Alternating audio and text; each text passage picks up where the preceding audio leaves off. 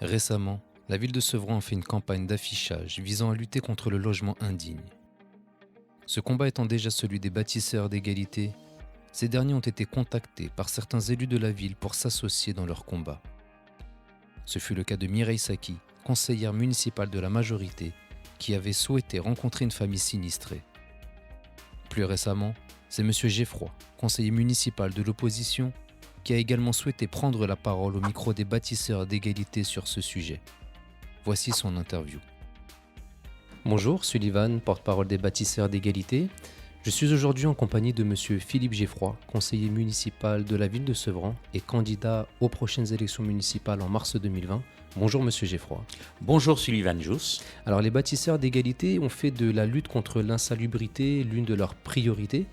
Vous nous avez fait part récemment de votre volonté à nous rejoindre dans ce combat contre l'habitat indigne et les marchands de sommeil. Alors ma première question est pourquoi avoir choisi de nous rejoindre dans cette lutte pour l'habitat compatible avec la dignité humaine? Alors, le droit au logement est un droit constitutionnel, posé dans le préambule de la Constitution de 1946 et repris par la Constitution de 1958. Donc, au même titre que la devise de la République, égalité, liberté et fraternité, le droit au logement est complètement inscrit dans cette logique constitutionnelle et est une priorité pour chacune et chacun d'entre nous, et en particulier à Sevran, où des errements, pour ne pas dire plus, existent. Très bien. Les marchands de sommeil aujourd'hui, qui sont ces bailleurs qui font vivre des gens dans des conditions insalubres et incompatibles avec la dignité humaine, sont considérés par l'État comme des trafiquants de drogue, selon les propos de M. Denormandie, qui est le ministre de la Ville et du Logement. Les sanctions pénales peuvent aller jusqu'à 5 ans d'emprisonnement et 150 000 € d'amende. Néanmoins, la justice ne condamne que très très rarement ces bailleurs délictueux, délinquants, malgré bien souvent la matérialité des faits qui est apportée avec des vidéos et des preuves à l'appui. Comment expliquez-vous cela ? Et c'est tout le problème, en définitive, de l'adéquation entre un arsenal législatif et une pratique au quotidien. Et je le vois très concrètement dans notre ville. Dans notre ville, il y a des cas. Il y a des cas connus et reconnus dans le domaine, effectivement, de l'habitat indigne.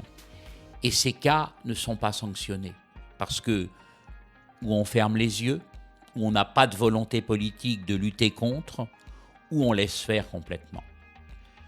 Donc, aujourd'hui, M. Denormandie dit « c'est à la même hauteur que le trafic de drogue ». Il a raison, mais qu'il nous prouve qu'il combat véritablement, comme on peut combattre et qu'on doit combattre effectivement la lutte contre la drogue, on doit aussi avoir une politique d'application de lutte contre l'habitat indigne. Alors la ville de Sevran a récemment fait une campagne d'affichage dans la ville dans laquelle elle mettait en avant une volonté de lutter contre l'habitat indigne. Selon vous, est-ce purement une stratégie de communication ou est-ce qu'il y a une véritable volonté politique de la ville de Sevran de lutter contre ce fléau de l'habitat indigne ? Alors cette campagne qui a eu lieu, si je ne m'abuse, à l'automne, donc il y a maintenant quelques mois, et elle avait pris une certaine ampleur puisque on voyait afficher sur l'ensemble des sucettes de la ville ce message fort. Il me semble que ça a été dans un premier temps de la communication, mais dont l'application non plus n'a pas suivi. Aujourd'hui, on est dans un constat fort par rapport à ça.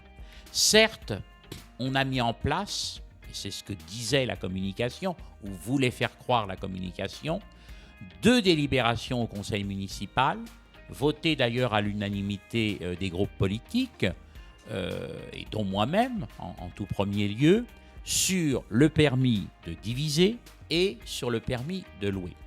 Permis de diviser, je l'expliquerai très simplement, mais les Sevranais le connaissent, c'est tout notamment toutes ces habitations qui se voient transformées par des marchands de sommeil avides en plusieurs lots d'habitation, avec toutes les contraintes que ça peut avoir, d'un logement indigne parce que trop petit, éventuellement sans conditions d'hygiène et de sécurité, qui provoque forcément des problèmes de stationnement, des problèmes d'utilisation des services publics qui n'étaient pas prévus au départ, des problèmes d'école, des problèmes ensuite de moyens, d'accès aux crèches, etc., qui ne sont pas payés par ces promoteurs, alors qu'on devrait leur faire payer les choses à la juste valeur. Et puis deuxièmement, le permis de louer. Le permis de louer, c'est qu'aujourd'hui sur Sevran, depuis le 1er novembre dernier, il n'est plus possible de louer un appartement sans qu'un inspecteur de la ville de Sevran ait considéré que le logement qui est loué est décent et peut effectivement faire l'objet d'un bail, d'un engagement de location. Aujourd'hui, la ville n'a pas les moyens de véritablement répondre à toutes ces demandes. Donc le risque aussi, c'est que, faute de réponse de la ville dans le délai d'un mois, ça vaut accord. Donc on risque de rentrer aussi malheureusement dans ce processus qui ne corrigera donc pas les choses. Il faut donc mettre plus de moyens, comme il faudra en mettre plus aussi dans la sécurité, etc. Je pense que pour l'instant, il y a eu un effet de communication qui n'a pas été suivi par une action concrète. Alors, pensez-vous que la lutte contre l'habitat indigne est un sujet qui doit aller au-delà des clivages politiques et qui devrait faire l'unanimité de toutes les sensibilités politiques afin que tout le monde se mobilise pour apporter une solution concrète et efficace à cette problématique? Bien sûr, à l'évidence. Je vous ai cité 46-58. Depuis, il y a eu une multitude de lois sur le logement, que ce soit les lois Mermaz, les lois Quillot, les lois Besson. Il y a même eu une tentative de proposition de loi par Madame Boutin sur le logement indigne qui n'a pas reçu consécration au Parlement. Et puis, je crois que c'était souvent des lois de bonnes intentions, mais qui n'ont pas aussi été suivies d'action. Le premier qui a mis en place le droit opposable au logement, dite loi Dallot, c'est Jacques Chirac qui l'avait prononcé lors de ses vœux du 31 décembre 2006 et traduit en 2007 par une loi. Ce processus, il nous vient d'ailleurs de l'abbé Pierre et d'une association ATD Carmonde dont je suis membre et qui était à l'époque dirigée par Geneviève Antonios de Gaulle, qui en avait été sa présidente. Je crois que c'est effectivement une action fondamentale, un droit fondamental qui devrait être respecté dans notre pays et qui ne l'est pas et qui souvent est même bafoué. Alors en ce sens et en tant que conseiller municipal de la ville, je crois que vous souhaitez organiser un débat public autour de cette thématique de l'habitat indigne. Est-ce que vous pouvez nous en dire un peu plus, s'il vous plaît ? Eh bien, considérant que ce problème du logement est un problème fondamental sur notre cité, avec d'autres sujets que j'évoquerai par ailleurs, j'ai décidé de proposer un débat, une rencontre, une réunion, le 17 janvier prochain, à la Cité des Sports, où j'inviterai l'ensemble des forces vives politiques de cette cité. En tout premier lieu, son premier magistrat, le maire, M. Stéphane Blanchet, mais également la représentation politique du conseil municipal, au travers des présidents de groupe. Également la députée de la circonscription, Mme Autain, qui est, entre autres, chargée de la politique du logement au travers de ses actions. Et puis j'invite également toutes les associations, c'est important, tous les acteurs économiques également de cette ville. Ils sont peu nombreux, mais il faut les mobiliser pour autant, à venir débattre et à venir effectivement réagir à cette conférence donc, qui aura lieu le 17 janvier prochain à la Cité des Sports à 19h30. Comptez-vous aussi inviter les candidats déclarés aux futures élections municipales ? Bien sûr, ils auront effectivement leur droit de citer et leur mot à dire. D'accord. Et quels sont les véritables objectifs d'un tel débat ?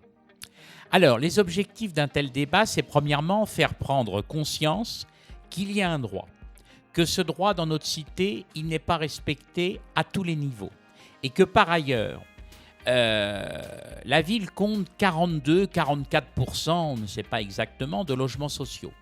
Je crois que la part est aujourd'hui, est faite aux bailleurs sociaux est trop grande. Et ils ne respectent pas un certain nombre de principes. Allez finalement faire un tour dans tous nos quartiers, au Bodot, à Rougemont, à Pont-Blanc-Monceleux, Prime-Vert, etc.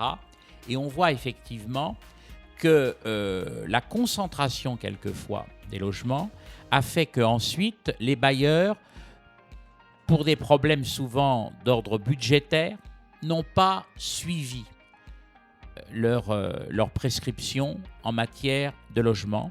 Et beaucoup de logements sont aujourd'hui dans un état de délabrement particulièrement avancé. Et ça, c'est inadmissible. Alors les bâtisseurs d'égalité, dont je suis l'un des porte-parole, proposent de mettre à disposition de cet événement son service communication afin de pouvoir couvrir l'événement et ensuite le diffuser sur les réseaux sociaux pour toutes les personnes qui ne pourraient pas se rendre disponibles à cette date, afin qu'ils puissent constater par eux-mêmes les différents échanges et les débats qu'il y aura ce soir-là. Je vais vous laisser vous prononcer le mot de la fin, vous adresser aux téléspectateurs, et moi je vous dirai au 17 janvier parce que vous pouvez compter sur notre présence ce jour-là. C'est un débat, comme on le disait tout à l'heure, qui doit aller au-delà des clivages politiques, qui doit mobiliser, rassembler le plus grand nombre d'acteurs politiques, associatifs et citoyens autour de cette question pour pouvoir lutter plus efficacement contre l'habitat indigne. Donc merci pour ce débat, cette proposition. Vous pouvez compter sur notre présence et je vous laisse le mot de la fin pour conclure. Merci pour votre présence ce jour-là.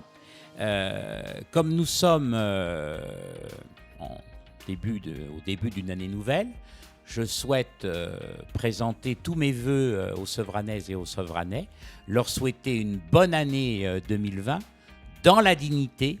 Et pour ça, je pense que dans la société, chaque homme, et tout particulièrement chaque Sevranais, doit avoir sa part, sa place et sa dignité. Merci. Merci, à bientôt. Pour rappel, ce combat est également celui de certains parlementaires, à l'instar ici de Jean-Luc Mélenchon à l'Assemblée nationale. La Fondation Abbé Pierre parle de 600 000 personnes, 600 000 logements pourris dans toute la France. Des propriétaires sans scrupules sur lesquels je veux pointer le doigt aujourd'hui exploitent la pauvreté pour louer à des prix exorbitants des logements mal chauffés, moisis ou minuscules. Or, louer des taudis est illégal en France. D'après le code pénal, le délit d'hébergement incompatible avec la dignité humaine, c'est le terme qui est utilisé, est puni de 5 ans d'emprisonnement et de 150 000 € d'amende. C'est dire que c'est pris au sérieux par le code pénal. Dorénavant, s'y ajoutent des peines complémentaires comme la confiscation des biens ou l'interdiction d'acheter un logement pendant 10 ans. Pourtant, malgré l'ampleur du phénomène, les condamnations de marchands de sommeil se comptent sur les doigts de la main et cela est déplorable.